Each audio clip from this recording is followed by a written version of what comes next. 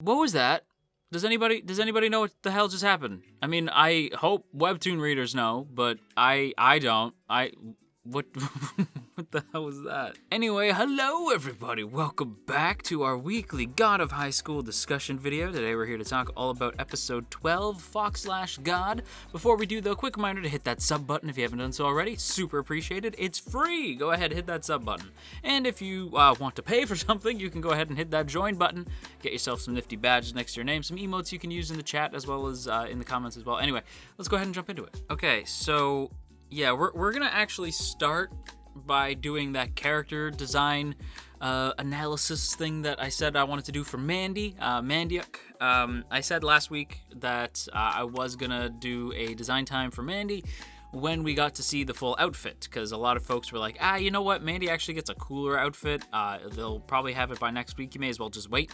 So I was like, okay. And this week we saw Mandy's outfit, and it's great. I actually love it a lot. It'd be great if Mandy actually got to do stuff in said design, as opposed to just scream about the end of the world and the key. Get used to that. A lot of characters scream about the key. We'll get into that in a second. But first, we gotta talk about Mandy. Again, as I said, I love this design. I think Mandy's design is super cool. Let's go ahead and start with the white hair. The white hair is pretty obvious right off the top. Like, shows that sense of white usually comes with a sense of purity or emptiness, and in this case, I think it's actually purity. I think the white hair is meant to meant to sort of bring out thoughts of pure intent, right? There's a pure intent to everything that Mandy does this week. Mandy is very clear on what he wants. He wants the end of the world, dang it. That's what he's gunning for. So the white hair I think is perfect. Plus it just looks hella cool, fits in very nice with all the other characters with the spiky edges, you know. Solid design on the hair. Then we got the eyes. Now the eyes stand out. We've seen Mandy's eyes before, so it's not like they're new to us this week or anything. It's just I think they're great, and I did get to talk about them before, so I want to talk about them now. So Mandy has these sort of like black eyes with yellow omega pupils.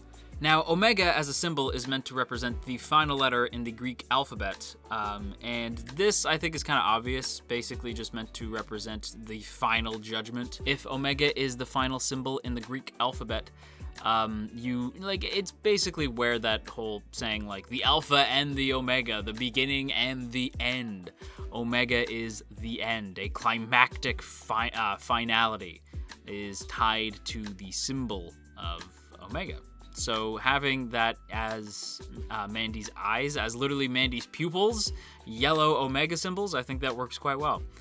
It also sort of matches how our boy Mo has like crosshairs for pupils, you know, has a cross for pupils. So yeah, it's definitely Mandy having omega symbols for pupils isn't necessarily weird because we've seen Mo have that. So it's not something that I'm like necessarily like that's weird. How come he has crazy eyes? No, it makes sense within like the character designs and the world that they have set up. Also, I think the yellow in the pupil is basically meant to just show a piercingness. Like this is like the end, and that feeling of finality gets pierced right through you when Mandy stares at you. You get this sense of like, oh my god, I'm about to die, right? Like there's that sense of like finality when Mandy glares at you. As for the black irises, like that's basically just to show the darkness, the inner mystery and darkness that surrounds Mandy as a character, because we don't really know a whole lot about Mandy as a character, or Mandiuk. You know me, I like my nicknames.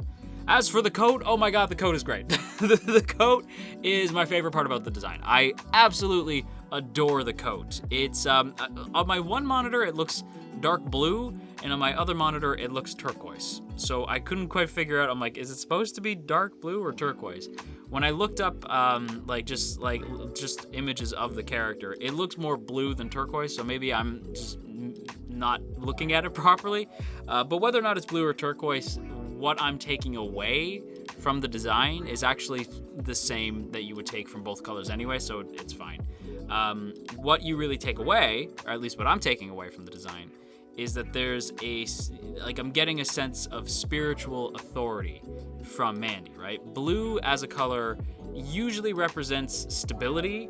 Stability is not quite the color I would, quite the trait I would take from Mandy, but other traits associated with the color blue are spirituality and authority. And with turquoise, it's mainly spirituality and calmness, which again, not something I would typically take away from Mandy. So when you take away the traits that you would probably get from Mandy, that being spirituality and authority, it actually makes a lot of sense why their coat is the way that it is.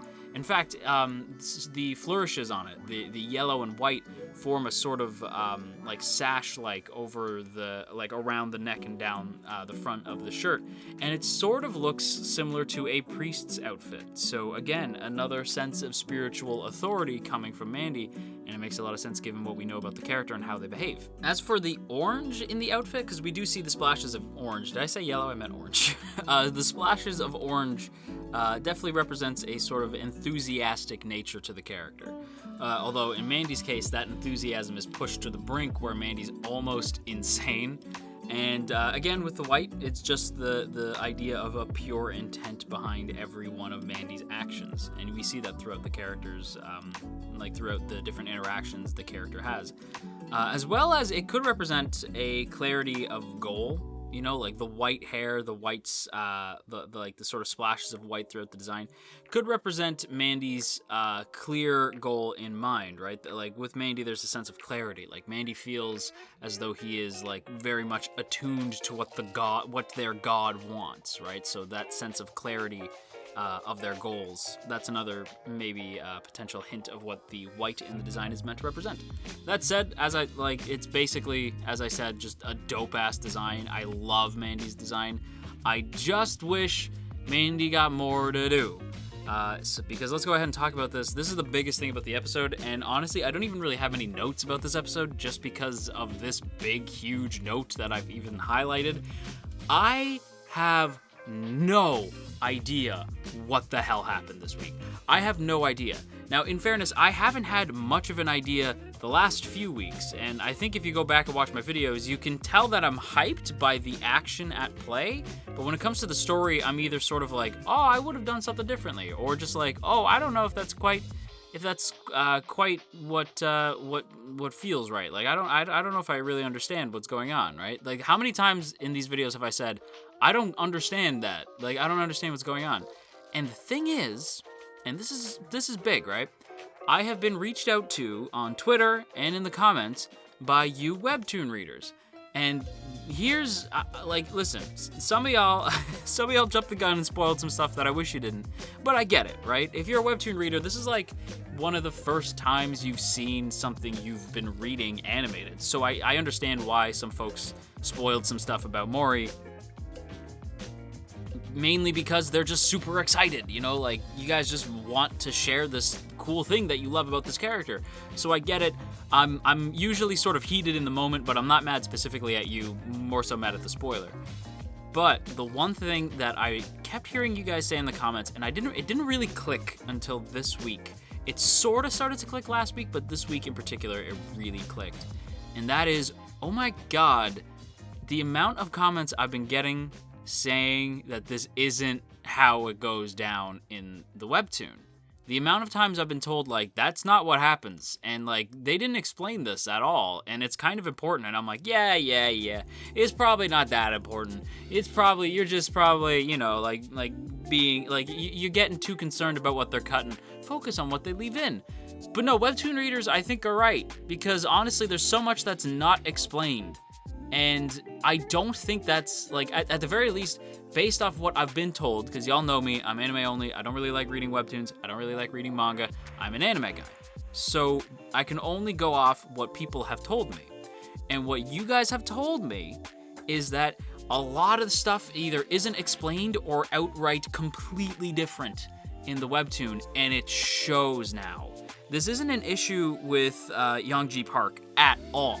If anything, and again, not a webtoon guy, but if anything, I may have to read the God of High School webtoon, because there's so many things that people have told me that, like, actually in the webtoon it's this, or actually they explained it like this, or they showed you this, like, which hints towards this, like stuff in the webtoon just makes the story sound way better than it is in the anime. And I really think that this is a great example of what happens when a series composition falters. When the person in charge of series composition in God of High School's case, Kyoko Yoshimura, when they falter, the series falls apart. Even if the show, well, not falls apart, but the series is hurt. Even when it's something like that I know a lot of you guys love, and I'm sure a lot of you guys will attest that the story is stronger in the webtoon. So if that's the case, a series composition can hurt that, right? It doesn't matter how great the original sauce is. If the series composition fails you, then the whole series falls apart, right? It's part of the reason why people will say that George R.R. Martin is a great writer, but Dan and Dave, who handled Game of Thrones, not great writers. Adapting a story takes equal talent to writing a story, in my opinion. It's part of the reason why the dude who does the series composition for stuff like HIGHSCHOOL is so great, because they know exactly what to keep and what to leave out, what's not quite important. And even though some of those things might be people's favorite moments, it's not what's necessary to the story.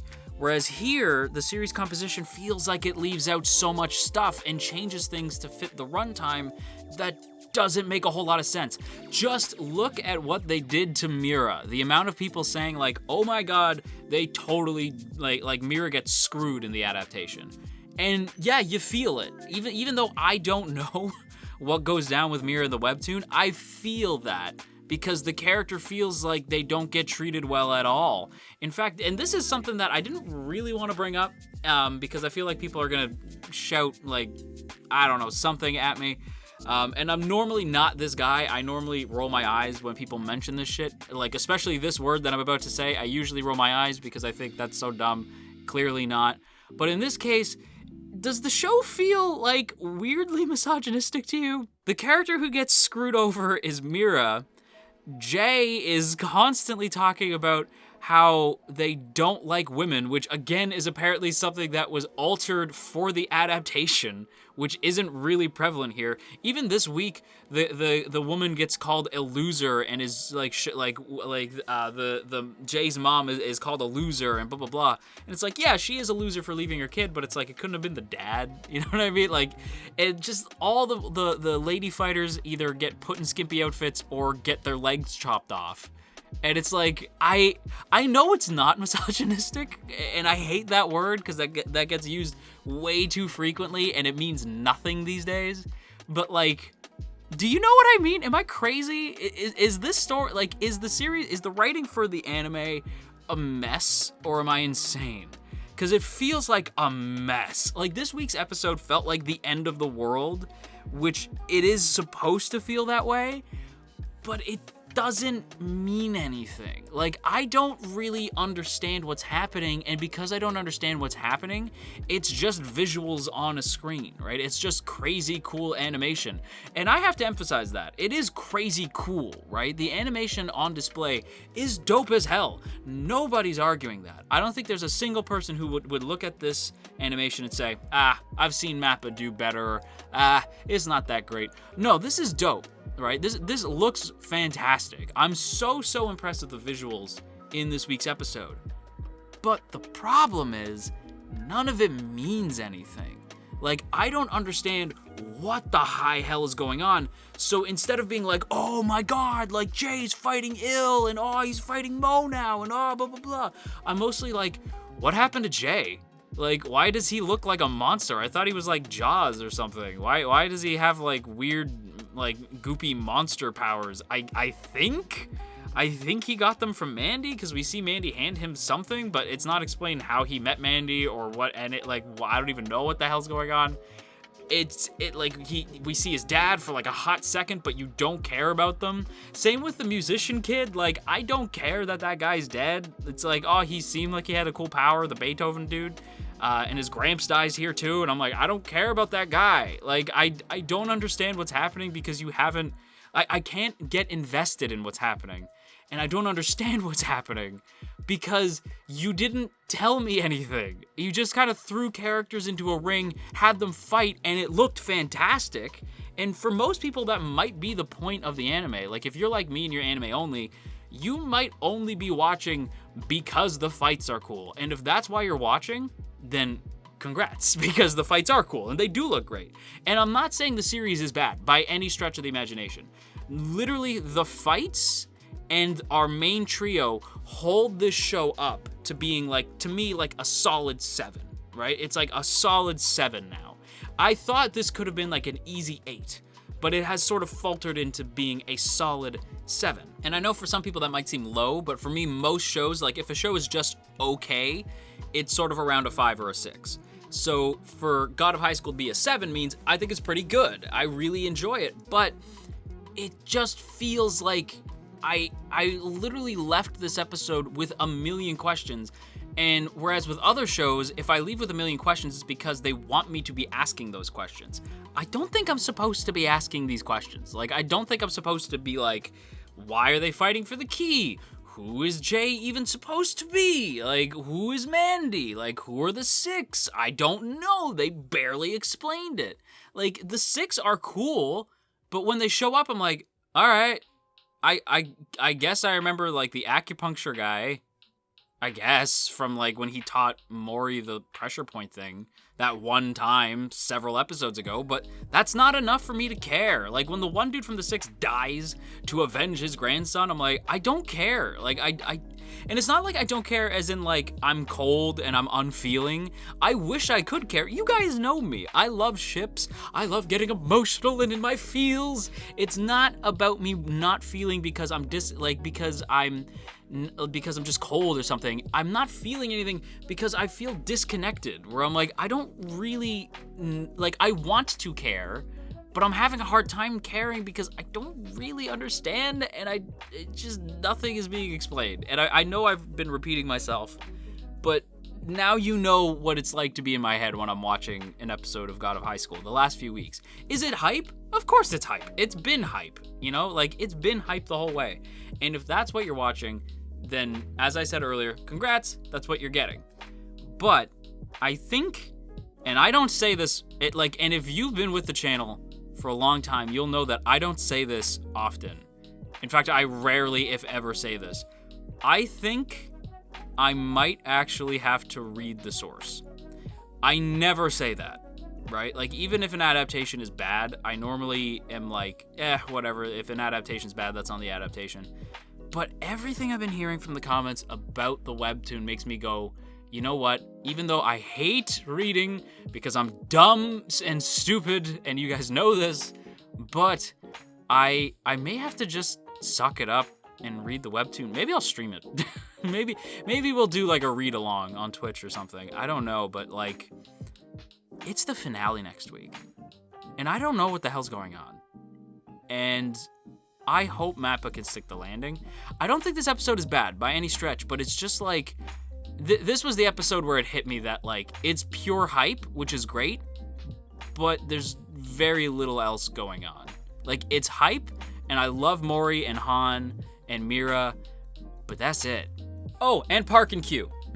I forgot to mention Park and Q. And Il too. The cast is great. Like, the cast is fun. The cast is great. But that's it. It's just a hype show with characters who I like to see fight each other. I don't really know much about them outside of that. I'm nervous. I don't know. We'll see. But with that said, everybody, if you somehow managed to enjoy today's video, then don't forget to boop that up snoot and share if you care. And of course, as always, I have to give a big thank you to the good folks in the T Squadron. Look at these beautiful people. Look at all of these beautiful names. And hey, if you would like to join these beautiful people, there are now 2 ways to do so. The first is by hitting that link in the description to check out our Patreon page, and the second, for just a little bit more, is by hitting that join button next to the sub button. Get yourself some emotes that you can spam in Premiere chats and in the comments, as well as a nifty badge next to your name. It's like a teacup that changes every few months. I like it. I think it's super cool. We also use the same badge system over on Twitch, which reminds me, you guys should be hanging out with me over on Twitch. But yeah, for now, that's all I have to say. So once again, a big thank you to the good folks of the T Squadron. And yeah, that's it for me. Until next time, you stay classy, Anatube. Wash your dang hands. And could somebody explain what the hell just happened? And I hope you guys aren't too mad at me. I try to be honest in these videos. Yeah, I don't want to be a jerk, and I hope I didn't bum anybody out. But yeah, that's it. Love you guys. Okay, bye.